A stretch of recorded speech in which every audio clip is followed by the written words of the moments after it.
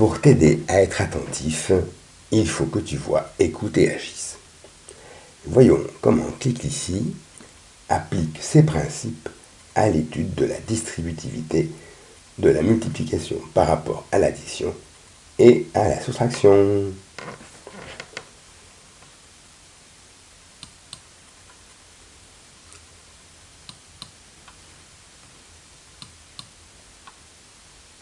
Comment naviguer et quelques conseils.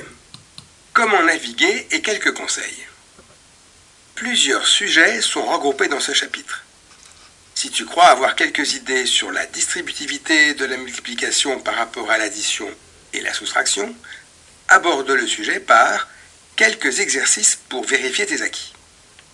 Si tu rencontres des difficultés, n'hésite pas à visiter distributivité et factorisation et double distributivité et identité remarquable, où les propriétés de base sont introduites avec des expressions ne contenant que des nombres. Eh bien, on va suivre le conseil. Quelques exercices pour vérifier tes acquis. Petit A, apprends à utiliser la distributivité de la multiplication avec les nombres. Clique ici. Exercice 1. Développe une expression ne contenant que des signes plus. 11 fois, entre parenthèses, 7 plus 10. Évidemment, en faisant une addition, 7 plus 10, et une multiplication 11 fois 17 avec ta calculette, tu trouves le résultat 187. Mais, quitte à faire une opération supplémentaire, mais sans la calculette, car tu connais tes tables de multiplication, tu obtiens le même résultat en utilisant la distributivité de la multiplication par rapport à l'addition. Quelle aide graphique vas-tu utiliser pour développer cette expression? Alors peut-être le crayon.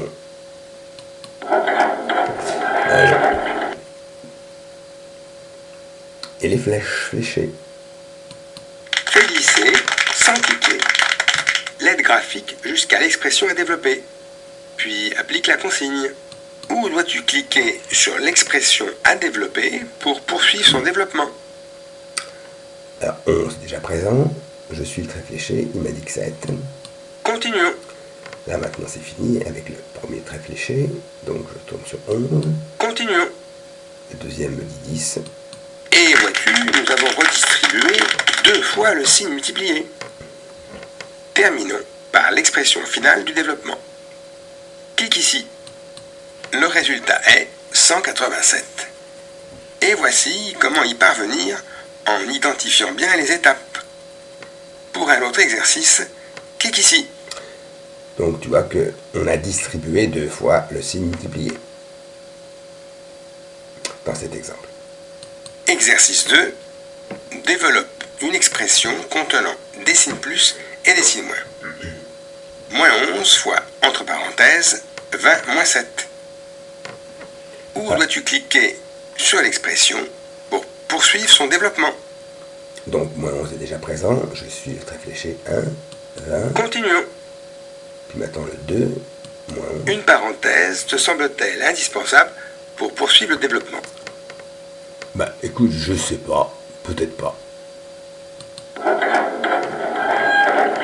Ah oui, s'il n'y a pas de parenthèse, les signes moins et multipliés vont se suivre, ce qui n'est pas permis. Où dois-tu cliquer sur l'expression à développer pour poursuivre son développement? Avec les signes moins, le développement est assez complexe. Terminons par l'expression finale du développement. Clique ici. Le résultat est moins 143. Et n'oublie pas, les ennemis de mes ennemis sont mes amis. Pour un autre exercice, clique ici. Exercice 3. Développe une expression contenant des signes plus et des signes moins. 11 fois, entre parenthèses, 20 moins 6. Où dois-tu cliquer sur l'expression pour poursuivre son développement? Et je te rappelle qu'en début d'expression, le signe plus peut être omis. 11 est égal à plus 11. Bien. Alors, je clique sur 20. Continuons. Ensuite sur 11. Une parenthèse te semble-t-elle indispensable pour poursuivre le développement? Évidemment, oui. Où dois-tu cliquer sur l'expression à développer pour poursuivre son développement? -6. Avec les signes moins, le développement est assez complexe. Terminons par l'expression finale du développement. Clique ici. Le résultat est 154. Et n'oublie pas, les amis de mes ennemis sont mes ennemis. Pour un autre exercice, clique ici. Exercice 4. Développe une expression contenant des signes plus et des signes moins. Entre parenthèses, 10 plus 7 fois, entre parenthèses, 20 moins 6. Où dois-tu cliquer sur l'expression à développer pour poursuivre son développement? Alors, tu vois ici, on va utiliser la double distributivité car il y a 1, 2, 3, 4 nombres. Alors, 10 est déjà présent, donc 20. Continuons.